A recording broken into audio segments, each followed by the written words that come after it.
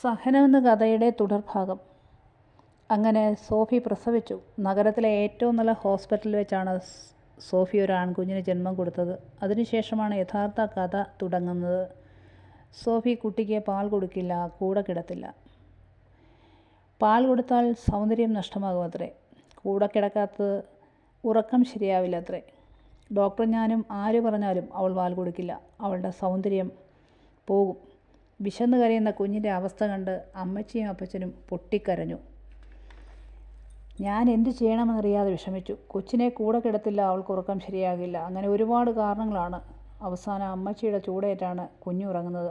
Doctor നിർദ്ദേശപ്രകാരം കുപ്പിപ്പാൽ കൊടുത്താണ് ടോമിനെ വളർത്തിയത്. ആ ഇടയ്ക്കൊക്കെ ഒറ്റ രാത്രി പോലും എൻ്റെ അപ്പച്ചനും അമ്മച്ചിയും ഞാനും ശരിക്കൊന്നും ഉറങ്ങിയിട്ട് പോലുമില്ല. അന്ന് മനസ്സിൽ ഞാനൊരു ശപഥമെടുത്തു. ഇനി എനിക്ക് ഒരു കുഞ്ഞു വേണ്ട. അത്ര ദയനീയമായിരുന്നു ടോമിൻ്റെ അവസ്ഥ. ടോമിനെ എടുക്കുകയോ ലാളിക്കുകയോ ഒരിക്കൽ പോലും സോഫി ചെയ്യുന്നത് ഞാൻ കണ്ടിട്ടില്ല. അപ്പച്ചൻ ഒരു ദിവസം എന്നോട് പറഞ്ഞു, മോനെ, മോൻ ഒത്തിരി അനുഭവിക്കുന്നുണ്ട് എന്ന് എനിക്കറിയാം. വിധിയാണെന്ന് കരുതി സമാധാനിക്ക്. പുറം ലോകം ഒരിക്കലും ഇതൊന്നും അറിയരുത്. നമ്മുടെ കുഞ്ഞിനെ ഓർത്തെങ്കിലും.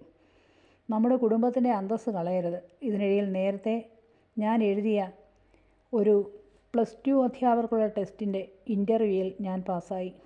എനിക്ക് അല്പം ദൂരെ ഒരു സ്കൂളിലാണ് ജോലി കിട്ടിയത്. ഇതറിഞ്ഞാലെങ്കിലും സോഫി സന്തോഷിക്കുമെന്ന് ഞാൻ കരുതി. പക്ഷേ നേരെ മറിച്ചാണ് സംഭവിച്ചത്. തോമാച്ചൻ ജോലിക്ക് പോയാൽ കുട്ടിയാരും നോക്കും. എന്നെ പ്രതീക്ഷിക്കേണ്ട, പറഞ്ഞേക്കാം. ധാർഷ്ട്യത്തോടെയുള്ള സോഫിയുടെ സംസാരം എനിക്കതിൽ പുതുമ തോന്നിയില്ല. കാരണം അവൾ ഒരിക്കൽ പോലും അതിനെ തിരിഞ്ഞു നോക്കിയിട്ടില്ല. കുഞ്ഞിൻ്റെ കാര്യം ഓർത്ത് ഞാൻ വിഷമിച്ചിരിക്കുന്നത് കണ്ട് അമ്മച്ചി ചോദിച്ചു, ഇതെന്നാ പറ്റി എൻ്റെ മോന്? ജോലി കിട്ടിയില്ലേ? മോൻ്റെ ഏറ്റവും വലിയ ആഗ്രഹമായിരുന്നല്ലോ ഒരു സർക്കാർ ജോലി. നമുക്ക് ആവശ്യത്തിന് സമ്പത്തും കാര്യങ്ങളും എല്ലാം ഉണ്ടെങ്കിലും ഒരു സർക്കാർ ജോലി നിസ്സാരമല്ലല്ലോ. മോൻ ധൈര്യമായിട്ട് പോയി ജോലി നോക്ക്. ദൂരെയല്ലേ അമ്മച്ചി, ആഴ്ചയിൽ ഒരിക്കലേ വരാൻ പറ്റത്തുള്ളൂ. കുഞ്ഞിൻ്റെ കാര്യം അതെന്നാ ഓർക്കാനാ, ഞങ്ങളല്ലേ ഉള്ളത്. പിന്നെന്തിന് എൻ്റെ മോൻ വിഷമിക്കുന്നു? എൻ്റെ കുഞ്ഞ് ധൈര്യമായിട്ട് പോയിട്ട് വാ. അങ്ങനെ ഞാൻ ജോലിക്ക് പോയി തുടങ്ങി. അടുത്ത ഭാഗവുമായി നാളെ കാണാം.